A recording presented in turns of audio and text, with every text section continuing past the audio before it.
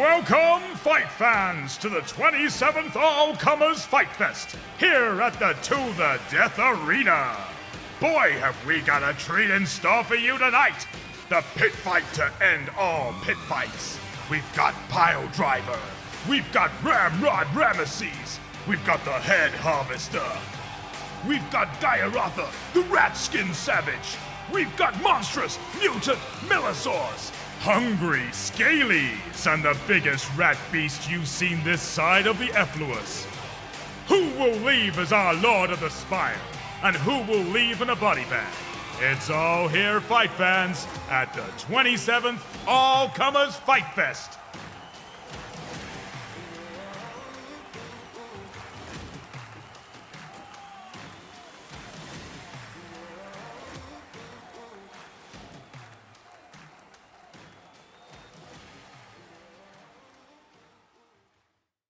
Nastrel Skedge opened his eyes and looked around him. Nothing had changed. It was the same nightmare situation he had awoken to after those slime-sucking snakes of Delac had turned betrayer on the Iron Fists. Unbelievably, his Goliath gang were being beaten by those sniveling dogs of Vito Scolds when the network had turned up, emerging like mirror-eyed ghosts, seemingly from nowhere. At first, Siskin and his Delacs had lent their firepower to help the Iron Fists bring down Skull's hotheads. But as soon as that threat had been eliminated, they turned on the Goliaths. Skedge himself had been buried under a collapsing bulkhead and was taken alive, only to be sold to the notorious Gilder, Felonius Carbonine, to become one of his pit-fighting slaves. Fodder for the endless bouts of his bloodthirsty entertainments. Skedge's head ached like someone had rammed an electrode into his brain. As indeed they had. Several electrodes, in fact. "Stop squirming," the techno grumbled. "If you want me to get this saw unclogged and working again before the next round, you better sit still."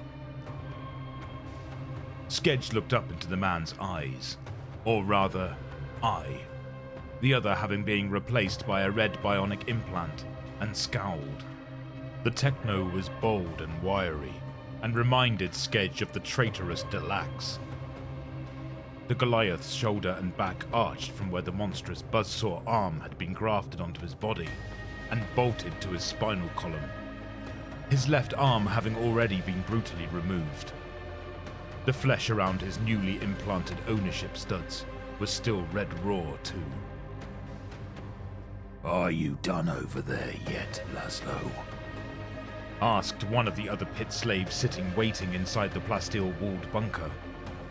He had a grease-black topknot of hair, a guild skull tattoo on his left shoulder, and a huge hydraulic claw in place of his right arm.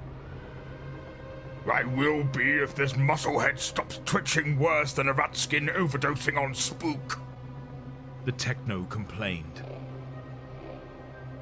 "Don't talk about our potential associate like that, Laszlo," the claw-armed pit slave chided, a broad grin on his face. "By the Black Abyss, what are you talking about?" Skedge growled, speaking for the first time since he had entered the bunker after eviscerating half a dozen scabby mutants in the last round. "We're slated to fight in the next round." "We're breaking out of here," the pit slave said. "Let me introduce myself. The name's Skuzman Vek. I and my friends here." He took in the other cyborgs in the sweaty gloom of the bunker with a sweep of his claw. "I've had enough of living life at stinking Felonius Carbonine's pleasure. So, after the third round..."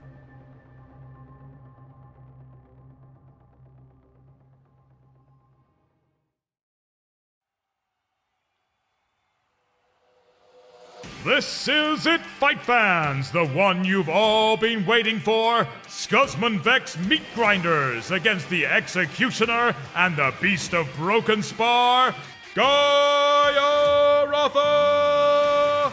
You won't see the like of this grudge match again in a long time. Place your bets, and remember, when the klaxon goes, the blood flows. The roar of the ground was deafening. Underhivers packed the stands of the arena, all eager to see the pit slaves slaughter each other in new and messily interesting ways.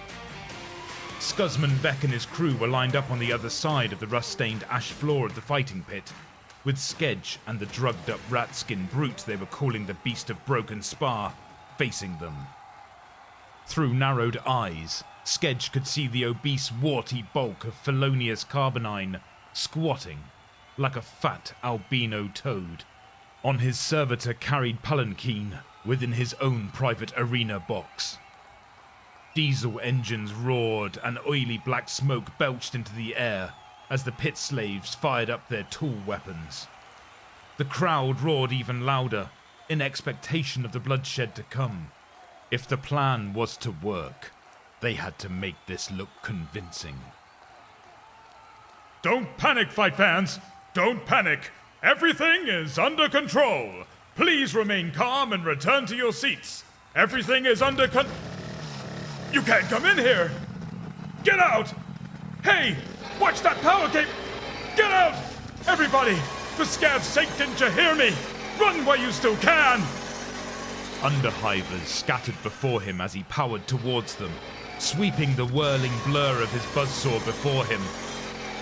Exhilaration running through him, Nastral's Skedge came to halt outside the arena gates and looked around him. They had done it. Scav, but they had done it. Well, at least he had done it. He could hear Scuzman Vec still cursing, trapped by the press of Guilder guards in the arena behind him. But Nastral's Skedge was free.